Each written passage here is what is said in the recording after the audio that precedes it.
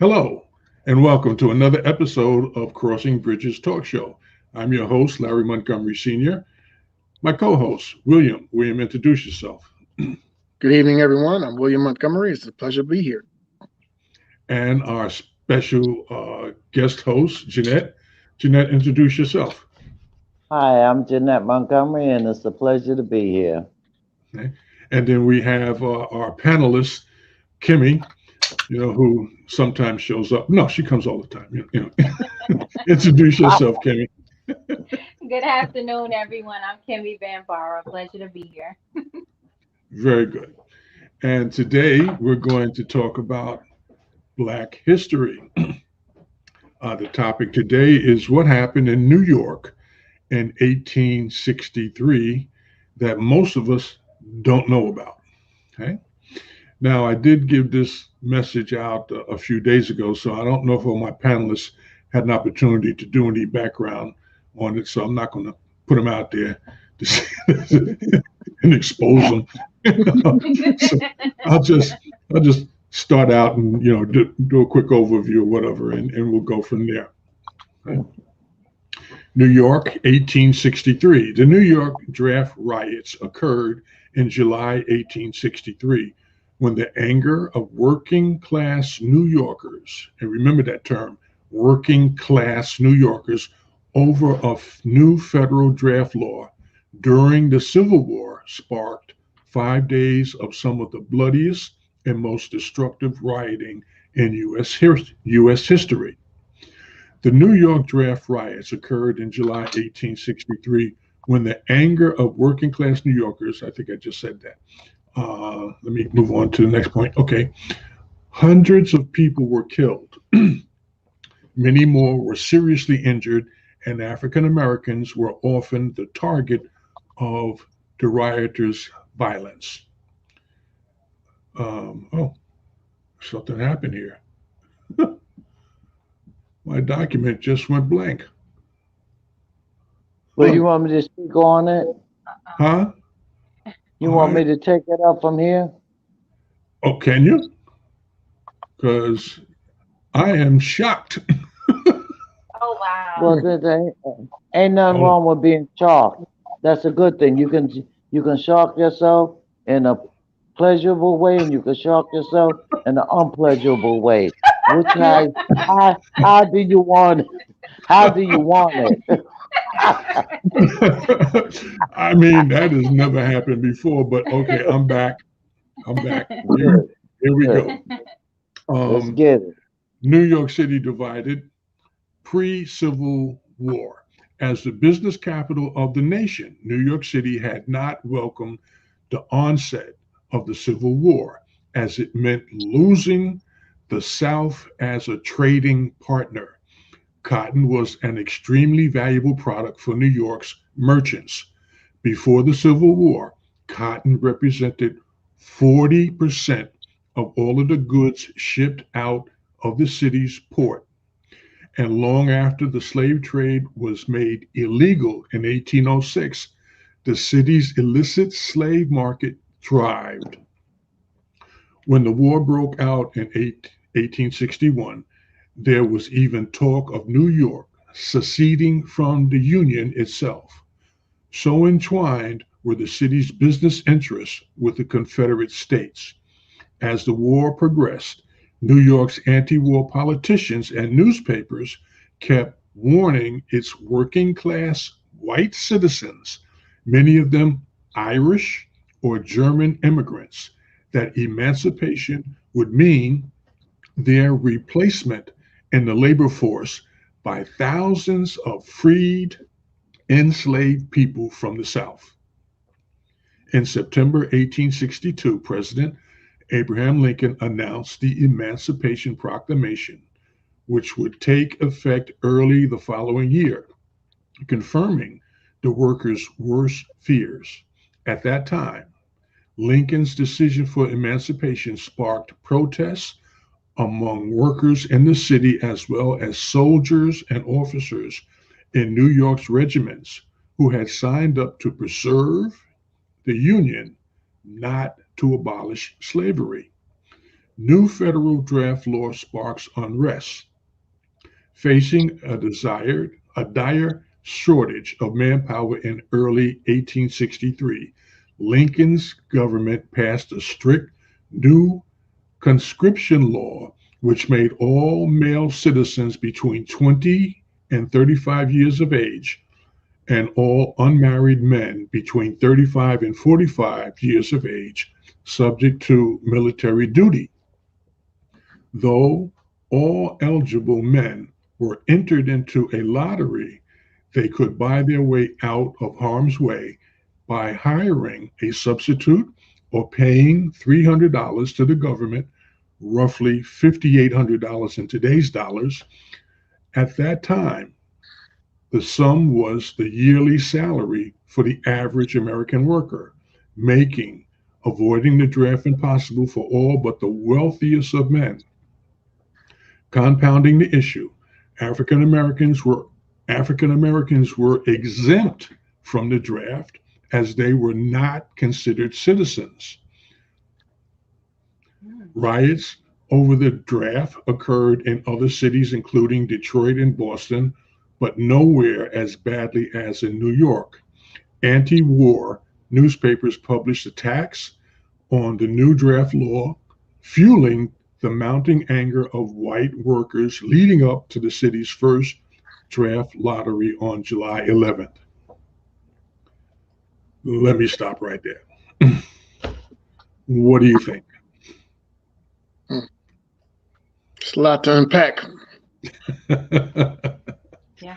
I mean, we're looking at a country that's having a problem with slavery, is having a problem in the government as far as leadership, where every state has the opportunity, or at least what they think is the option, to leave the union. Now, we've talked about this whole union thing in succession a few months ago, and in the research that I had done, the focus was on Texas, because Texas was now having that same conversation again, and we did a little research on that. But New York never came up as someone who had considered succeeding from the union. Now we see that, that was on the table, but for money. Yeah. You know, let's stay in the union because of the money. They were doing a lot of business with the southern states, bringing in, cotton. And, not all of it was coming on the railroad. Some was coming up on the water. And so the dock workers, which were primarily at that time Irish or German immigrants, thought that this was their bailiwick. We do this, and anybody else might try to come in here, it's a problem. So suddenly when, you talk about freeing the slaves, what they're going to do when you're free? You're going to go try to find a job so you can support your family. And where are the jobs? Well, there will be no more cotton picking jobs in the South, right? Because all the labor was free, and now we got to pay for it. So we don't need you anymore.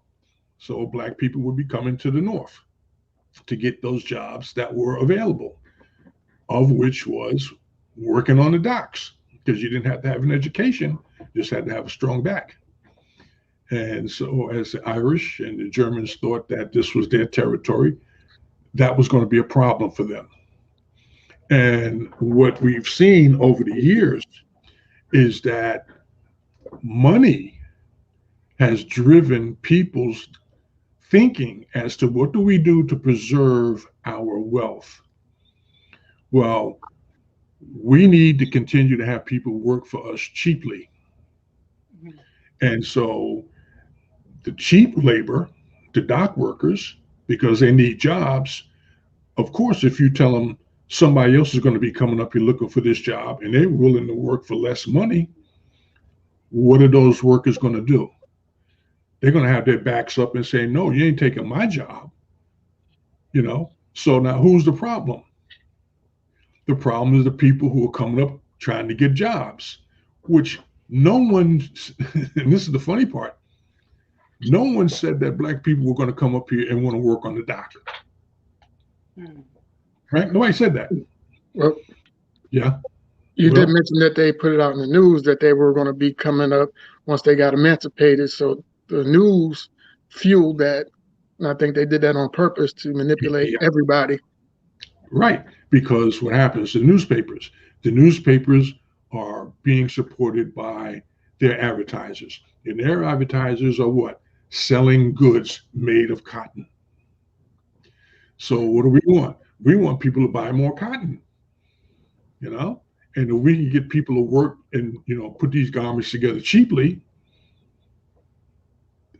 you know, I'm just making more money hand over fist, you know? So anyway, the only people that could have benefited from having that kind of a conversation saying that black people are going to come here and take your jobs are people who were going to benefit from their fear that people are going to take their jobs. You know, because, you know, listen, I'm a dock worker. I want to keep my job. And if these people come up here to take them, I'm going to beat them down. You know, I'm going to scare them off. And so I still have my job. But what's the boss going to say? Oh, well, look, we can't pay you as much as we paid you last week because we got all these people standing online looking for jobs who are willing to work for less. So it's like a double whammy here, you know? And so, yes, I can understand why someone would get upset, you know, but we all fell for the okie doke, you know. Everybody's pointing this way and that way. And the one who's doing all the pointing is the guy who's making the money.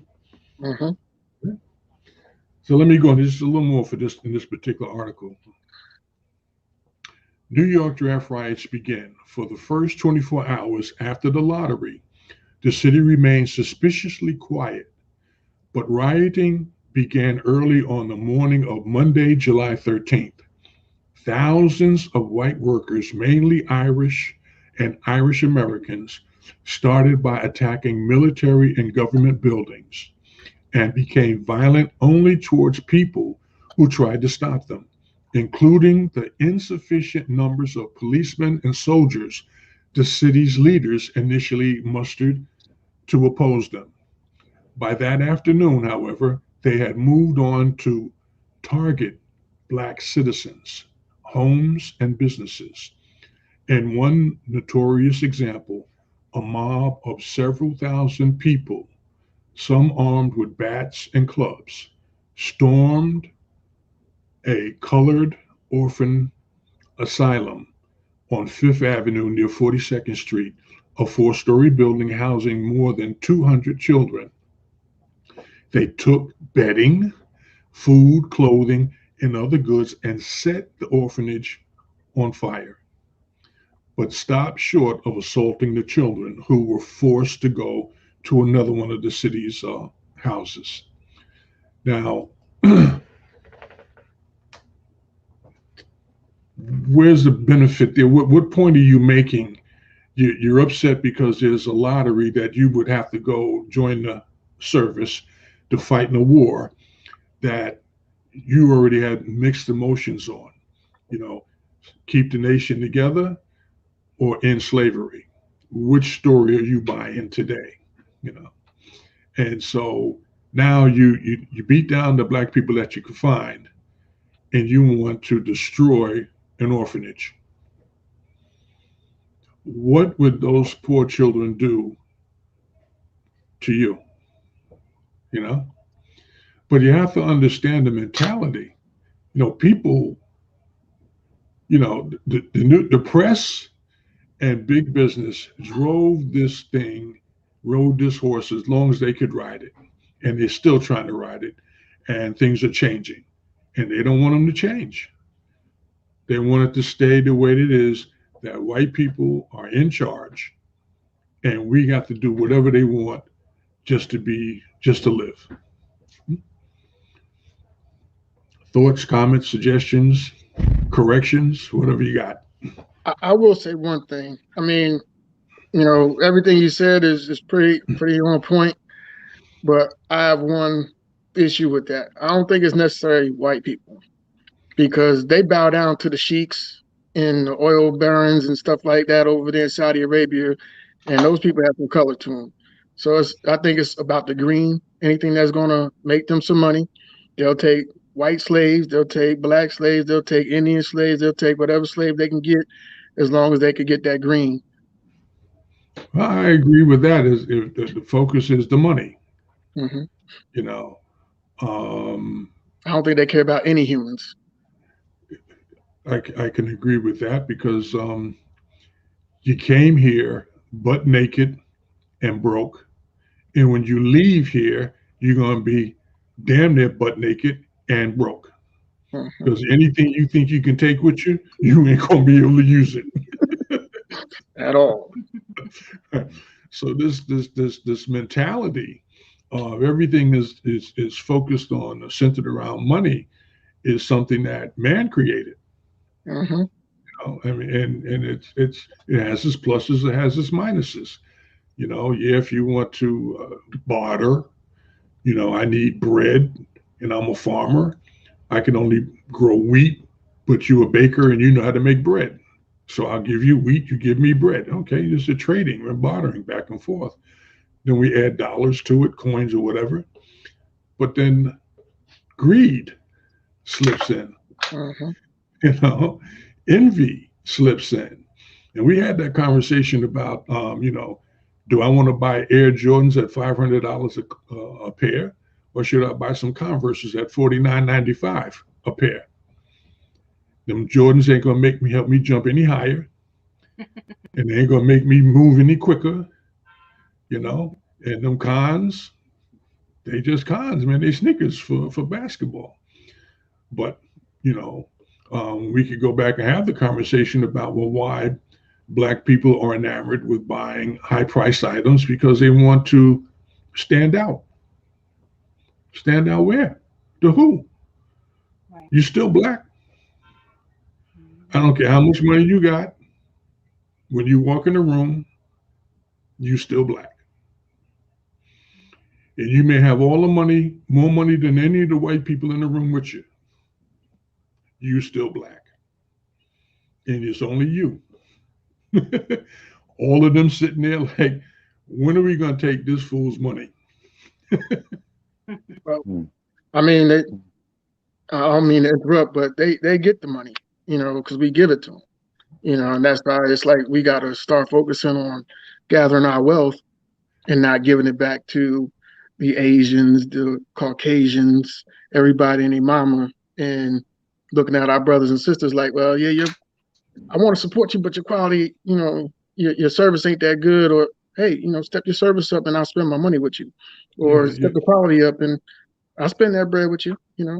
It's like it used to be in the 40s, where the white man's ice was colder than the black man's ice. I said, well, really? Wow. That's what they advertise. Wow. The white man's ice is colder than yours. I got to buy cold ice. And I heard a lot of people. Yeah, exactly. Not to interrupt. So when you talked about these riots and everything, what became of it after? Like, how did it end up stopping, so to speak, or how did it come to an end, or what was the decision? Now, obviously, we've been able to enter the workforce, thankfully, but it also still seems like in some workforces we still get the same treatment. You can enter the same job as a Caucasian person, not saying like I'm racist or anything, but the same job, and you still won't get paid the amount of money that they get paid anyway, and you're just as qualified, if not overqualified. Well, to that particular point, where they talk about institutional racism, when you get hired, or they're negotiating it, you take a job, you have a conversation about how much you're going to get paid, right? And they tell you, well, this is what the job is paying. And if you're smart, you say, well, what's the range? Well, we're paying $10,000 to $15,000. Well, can I get $15,000? Well, I have to look at your credentials and make some phone calls and whatever. But they have the discretion to pay you whatever the heck they want to pay you if they really want you. They really do. Because only in the government, when you have that conversation where they say we have strict guidelines as to what the salary is. Okay. We can't go in, there's no flexibility. I can't pick up the phone and call the president and say, yo, Kimmy's here and, we want to hit her off, a piece so she'll stay. No. Any private business will. I have to disagree with you. They do have a range in the federal government too.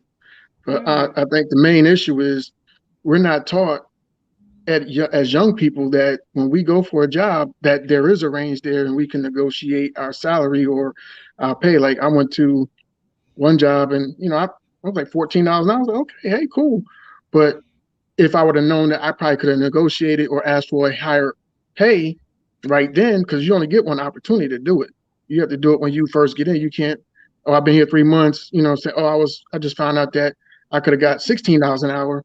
They're gonna be like, oh, you missed your window. You missed your opportunity. And a lot of this because we don't know what's out there. They're teaching these other kids, but they're not teaching us. And they're capitalizing on cheap labor. And it's so funny that you said that, not to interrupt. Uncle Larry, it's so funny because you're the one who actually put me on game about that. You were the one who told me. I forgot what job it was I was going for, but you were the one who encouraged me to do that and say, okay, well, make sure when you go in there, you negotiate and you find out, oh, they're offering you this. No, go higher. Go higher. Do the research and find out how much are they offering, and then you go higher. And then y'all come somewhere and you meet in the middle. I remember having that conversation with you. Yeah. Mm-hmm. Well, there's a process. There's a strategy, and sometimes if you're coached well before you go for the job, you'll learn, what the thinking pattern should be and what the questions you should be asking. Well, what you said about the military, I did say that there are guidelines as far as what the salaries are. I didn't mean the military. I'm talking about federal jobs. Military, your rank is your rank. The federal jobs, government jobs. Yeah, I was only talking about the military. Oh, okay. But even there is usually when you meet with someone about salary, they're just a go-between.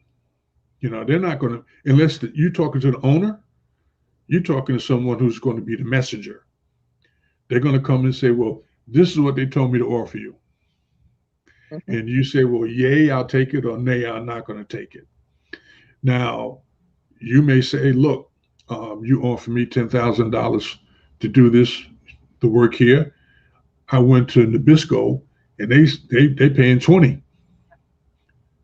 What's up?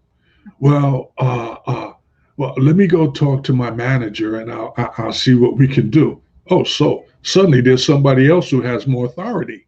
Right. It isn't all in stone. Someone else can say more, but if you don't know to ask, because you're so happy to get the job, I'll work it out later, Mm-hmm. And and you have pointed out that, well, the window was closed. No, the window's not closed. No, it just depends on how committed you are to what you want and what you're willing to take, because they may just say, well, no, we're not going to give it to you. Are you going to walk?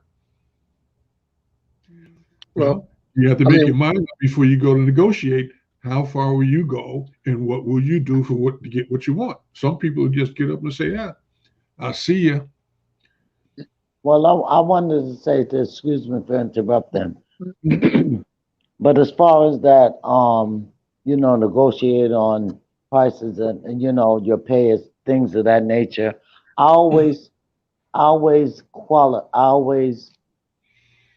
It took a job that I wasn't qualified for. You understand what I'm saying? And 9 out of 10 times, they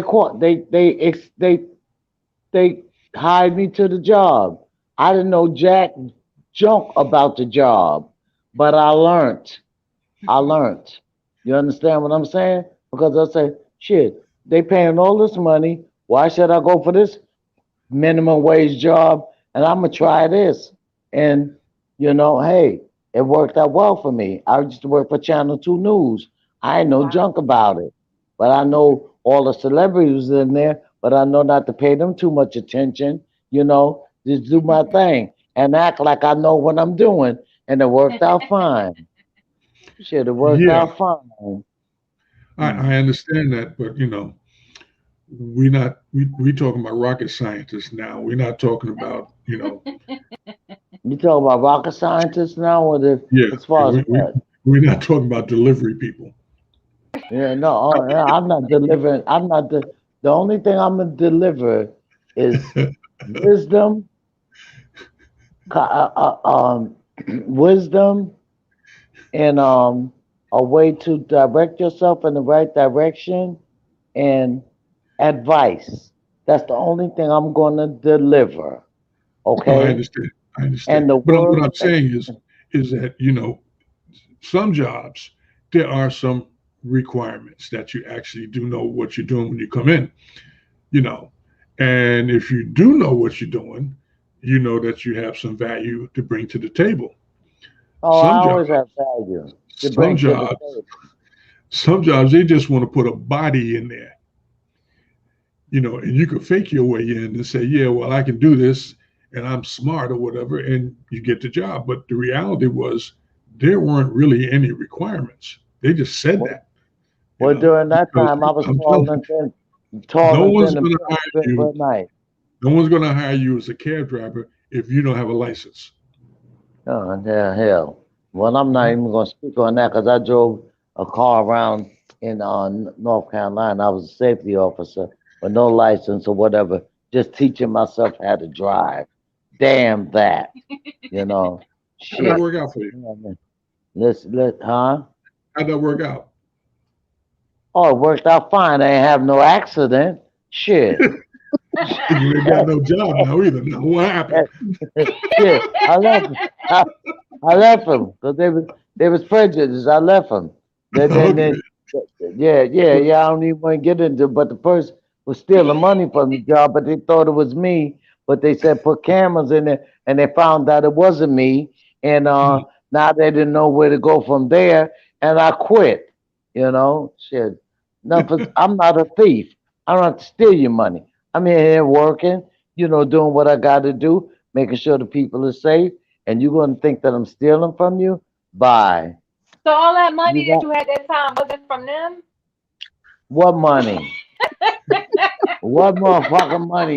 Remember, bring me up to memory. You I'm know just playing. what money? Yeah, I know you just playing, cause I don't forget nothing. Is the money that I used to send you to the beauty parlor every weekend? Is that the money you're talking about? Shit, no. A woman was working two jobs. Mm. Okay. Yes, But yes. Alrighty can I then. make can I make one Go. correction real Yeah. quick? I'm sorry, but when I was saying that, when I mentioned about closing when the windows closed or whatever about the negotiation, it's like what I meant was once you accept that job, that's Yes. when the windows close. Like you say, okay, I'll take that job. You can't come back Yes. after you took the job, accepted the offer 3 months later, and say, hey, I just found out I can negotiate. They're like, nope, you already accepted. We got the signed offer. You got what you got. And that's what I was meaning by Oh, I Okay. understand that. A Well, I lot of people understand. don't, but a I'm lot of sorry. people don't understand. I'm sorry, Janelle. I'll give you a minute. Yeah. A lot of people don't understand that Go- if you accept a job and accept the salary Oh, and start the job, and then you realize or you find out that you could have gotten more money, yeah. you can go back to oh, personnel or whoever and make your case. But when you make your case, you're making a commitment that either you're going to give me more money or I'm leaving, you know, mm-hmm, because obviously it's going to be, you know, one of those situations where you're not happy and they know you're not happy because they true. know, well, you know, you said you would take this salary and you would work. Yeah, I took that salary and I worked. Now I want more because it's worth more. Mm-hmm, You know, what are you true. going to do? Fire me? Because I will quit. Mm-hmm, You mm-hmm, know, if you fire me, you got to pay me unemployment, Yeah. mm-hmm, whatever. But no, the thing is to understand what options you actually have, Yeah. and be committed to live up to it. Because you giving your word that you're going to do this, you want them to be earnest and giving their word. Oh, we hired you at 10,000, but business is slow, so we want to give you 9. That's not quite how. That's Not not what going to you work. said exactly. Yeah, Hmm. it's not what you That's said. not going Yeah. to work for me. Hmm. Yep, exactly. But But when some people take that and they like, I just want to stay employed. Some people do take pay Mhm, cuts when they adjust like that, and Depending on the it's sad. situation too and the circumstances, it is very unfortunate. And like you said before, Will, when you were a teenager or whatever, you just didn't know. Like sometimes you just don't know. Like, oh wait, there's an option for me to negotiate this. Like I have that Mhm. right, and you have to kind of call their bluff and say, you know what? No, you know what? I think I'm gonna wait on that. And if they really need you, they'll call back, but have more than one egg in that basket. Mhm. So, mhm, Yep. that's the thing. But But mhm, learn. the piggyback on that is also knowing your self worth, because a lot of mhm, people, they don't know what they're worth when they go looking for these jobs. It's like, oh mhm. well, they're paying minimum wage. I don't know if what I'm qualified to do is more than minimum wage, or I'm thinking it's a minimum wage job. I got to take minimum wage, and you know. But we getting off topic. I'm sorry. No, you got to understand. Yeah, we can get back to Black history, but you still have to know that if I'm going to take this job, is it going to work for me? Yeah. I need a job desperately. Yeah, and I can understand. Your back may be against the wall, but what sense does it make if you could only make $300 a week take home, and you need 450 a week? Hmm. Now you done spent a week, you're in the hole, and you're deeper in the hole because you were $150 short every week. Hmm. You know, so you really have to, you have to work that out. Before you go in there, and then when you go in there, you got to go and you got to be committed. Listen, I spent 3 or 4 weeks looking for this job, and you don't want to pay me what I'm worth, or you don't want to pay me the salary that I can at least live with. I gotta go somewhere else. I gotta look somewhere else. I gotta keep Hmm. looking. You Yep. know, and I'm suffering, but I'll be suffering, but I'll be working for you. Hmm. You're getting yours, and I'm suffering. That don't make no sense. You know. At all. Yeah. So let me see if there's anything else I want to point out here. Um, with that race and labor riot in 1863, the draft riots. One of the things that they pointed out here, and I just want to just throw this in here if I can find it. It's not a lot. Um, it was one of those things where, let's see. No, hold on 1 second. Oh, here it is. Beginning in 1846, newly arrived immigrants took over menial occupations that had been reserved for Black workers. Many Black employees lost their jobs as immigrants were willing to accept work at lower rates. By 1860, fear of the outsider was turned on its head and used to cast votes against Abraham Lincoln and in support of local politicians who supported slavery.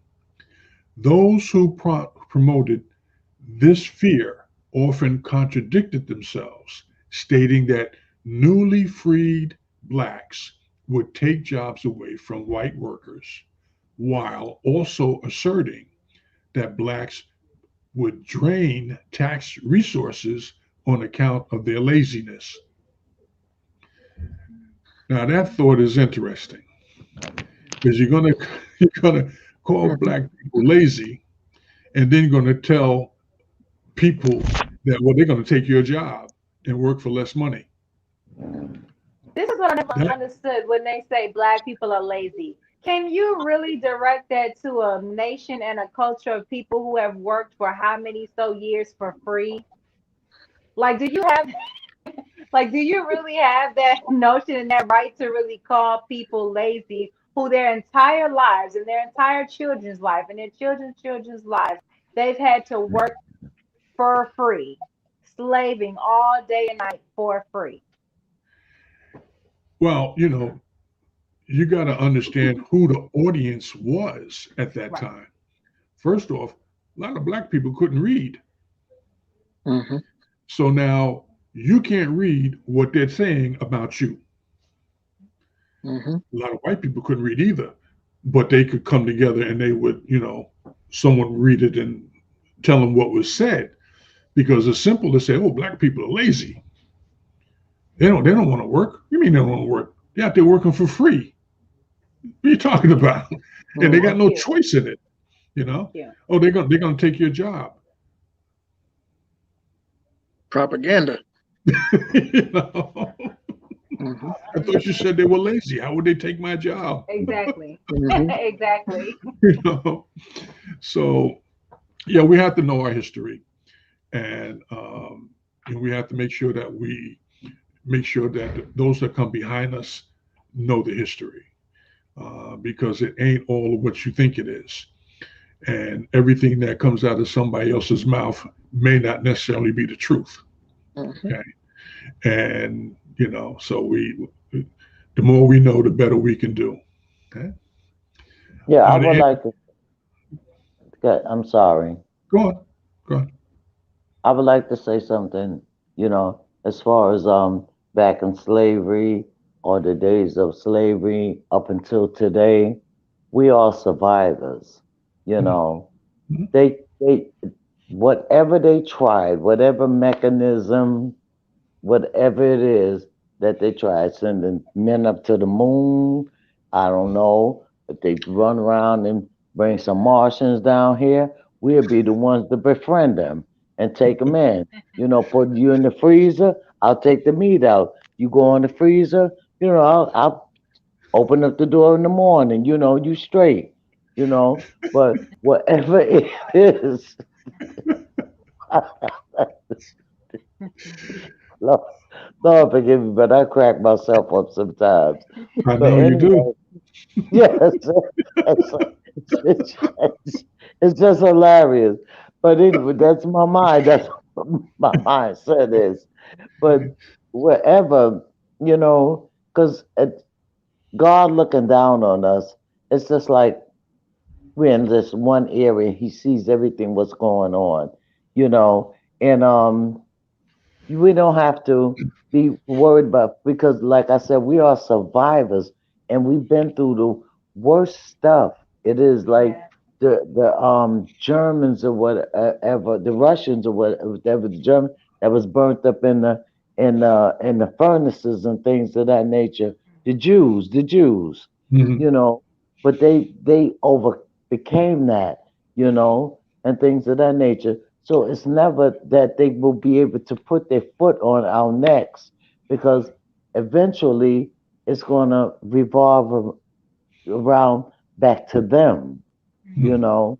Mhm. So, like that, history is history. And I love to learn my history, but I can just say we were some strong ass people, excuse my expression, Very to get through resilient. Mhm. the things that we have gotten through, and continue to get through. Continue to And get as through. far as Yeah. I know, I was raised and born in New York. I never I never experienced racism in New York. I Hmm. never experienced that in New York because they already know, hey, if you was racist, you can be on the train sitting there a billionaire. You wouldn't know it. If you're on the train sitting there racist and they say something to you, he already know what he was going to get, you know? So, you know, that wasn't that wasn't the thing, but I had jotted down some stuff anyway about lynchings in Texas and how the newspaper covered it up for so many decades and things like that. Two men, two men that they lynched, and Alabama put up a memorial for them in Mm. remembrance of them, you know, to say that, these men were just out for good, and if you evil like that and to think that you can rule the world, that comes back to you, and it's just so sad that when this is the United States. Mhm. We have armed forces, the Army, the Air Force, the Marines, the Navy, and what else is there? Air Coast Guard, balloons or what? Huh? Say what? the He Coast said, Guard. Oh, well, I don't know about the damn Coast Guards. I call them, the Coast Guards, I call them the beach guards watching out for people swimming. Okay, well, the Coast Guards and whatever, submarines and all that. We have all that to protect our country.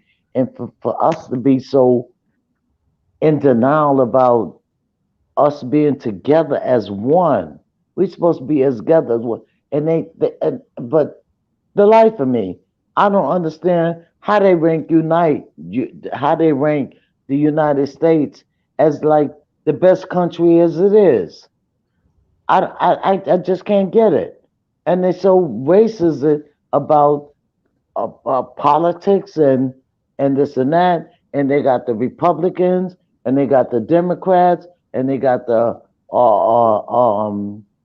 whatever. I'm not even gonna get it because I can't The call the name right now. independent, So I'm not Independent. right. the Yeah, independent party. yeah. Go ahead, girl. That's right. You got your mom. You really like me. Okay. So anyway, yeah, yeah, yeah, let me say this before you go away. yeah, yeah. Yeah, we grew up in the same household for a period of time in New Yes. York, and racism was like the air we breathe. Living in the project, you know what they built projects for? They built projects the design of a project, and it was called public housing, but it's a project, you know, was built, designed in order to keep you where you are. Away from them. And then everybody else will not complain about it. Well, they got a decent place to live. Really? Right. If you lived in the damn projects, you would know it ain't all that damn decent, Right. you know? And it's still going on like that. You know, Yeah, but look, Hamels wasn't that bad. But when you went to any of Arvern was a little better. But then Redfern was the worst. the design was eventually it's going to get to this particular point of being the Yeah. worst place ever to live. And we don't care about it because all we know, I'm talking about white folks, is that, oh, we gave them good housing. No, but then Larry and Hamels back in the days, it was mixed black, white, and Puerto Rican. It You was understand built, what I'm saying? it had It was white people in it at first. Then when they start putting the black people in it, because people was complaining about, we still got all these poor people out here. Where are they going to live? Well, we put them in a project. That's what we built them for. It's a we have ghetto. Segregation. no. Segregation. Let me say, I will always say we was raised up in the best projects it ever was built. Okay, and as far as racism, white people mess up because but now they smart now because they're moving to Harlem now. They wanted to segregate themselves from black people. So it wouldn't take nothing for an organization to go there and blow up the whole town because they know it's nothing but white. So they got hip to it. Now they want to integrate with black people. And it's a privilege and a pleasure for them to say, "Oh, I'm from Harlem." And They I'll be don't like, want to integrate with you. What they want to do is no, get a no, toehold no, in there hold so on. they can I start don't. buying up the properties And cheaply, putting black people out. put black people out, and then upgrade them, and then sell and move on. Because who You they gonna let me, sell it to? Black people because who think black they are people have now have arrived and they can afford to live in a high price yes, Harlem, you know, yes, when it yes, was a ghetto and we was yes, forced to live there, it wasn't a problem. Right. yes. Now suddenly white people want to move in there. They want to gentrify the place. Yeah. They buy low, buy cheap from us because we don't own anything really, you know, and then they just start upgrading it. And then suddenly it's the place that everybody wants to be. And It, now they it, turn around and say, you look at all these black people want to buy in. who don't want to be in Harlem? Who don't want to live in Harlem? I don't want to live in Harlem. I don't It's a hear nice nobody. place to shop. It's a nice place Okay, to shop. I it's will a not deny beautiful that. It's a beautiful place to live because there's nothing but unity there. Unity there. You know, as Really? far as I'm concerned. Yeah, Okay. yeah. Because sometimes I stumble home drunk and shit, and I ain't no problem. You know, so it's unity.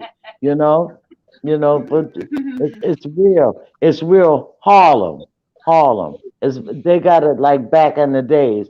Bobby Womack wrote that record across 110th Street, all up and down Lenox Avenue, from 145th Street to 110th Street. They have nothing but bars and lounge.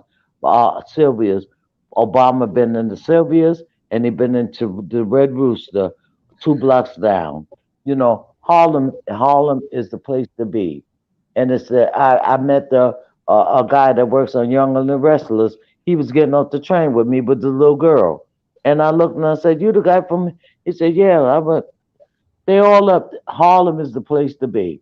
It's beautiful. They united, and you know, I never seen no wrong in it. As a matter of fact, I had so much a good time in Harlem till it got scary. So I had to move. To it was so scary to have just a great time like that. You know. So what I'm saying is black unity and racism, and for the United States to have the armed forces and stuff like that, they really need to go to sleep and wake up and think about it. This is us, the United States.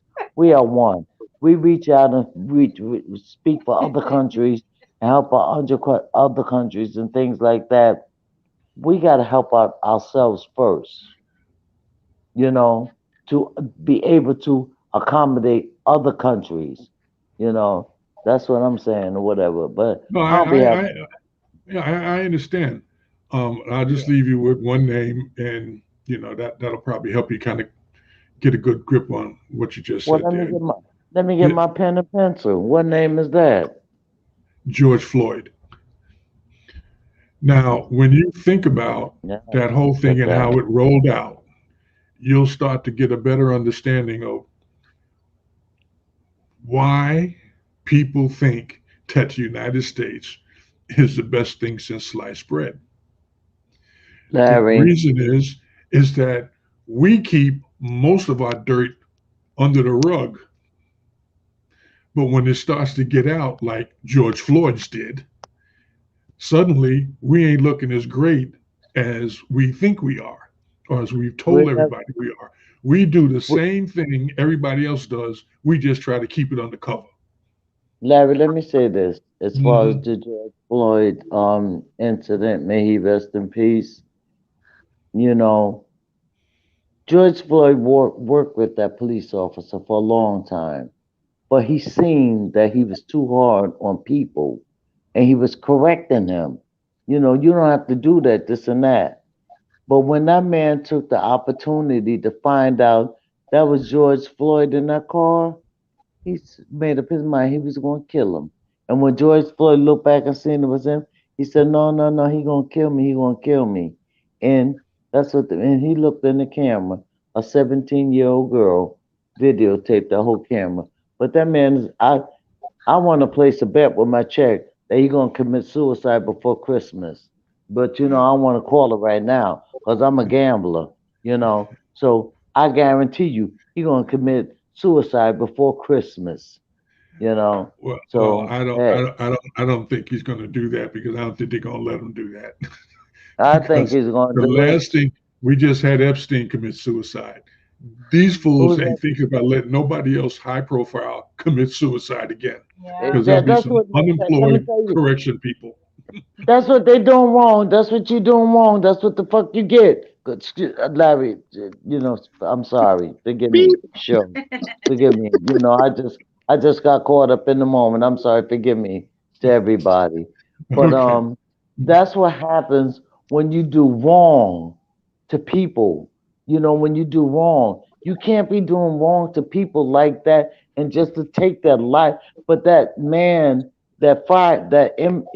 EMS worker that got on the stage, he said, I kept hollering at him to stop. You gonna kill him, and like that. And he said he killed him. and he was a white man. And I couldn't believe that that man said that. He said he kept hollering to say, "Take your knee off him. You're going to kill him. You're going to kill him." And then after he killed him, when he went to put him on the stretcher, he tried to bash his head on the ground, and the EMS worker held his head so when it hit the ground. You Mm. know, so that's it's like as the little girl said, he gonna change the world, and he is gonna change the world. Well, what happened? So, going all the way back to me hanging out with Harriet Tubman and all the way up until today, for me trying to find out what the hell Biden's going on with him. I don't know, as far as that. But I stay totally inclined for sure. Okay, thank you. And we're going to end the show here with that last point. Yeah. Will, would you like to make your Okay. announcement real quick? Yes, we'd like to say thanks to all our viewers, and we'd like to extend the invitation. If you want to have us discuss some topics here on the show, please hit us up in the comment section. And if you want to be a member of the panel, also hit us up in the comment section, and we'd like to say thank you for viewing our show. And we want to thank all of you, and we'll see you next week when we'll talk about Memphis, 1866. There was a riot there too that killed a lot of Black people that a lot of folks don't know about. So we'll see you next week, God willing, and the creek don't rise. And the creek All don't right. rise. God bless y'all. God That was bless. great. God bless.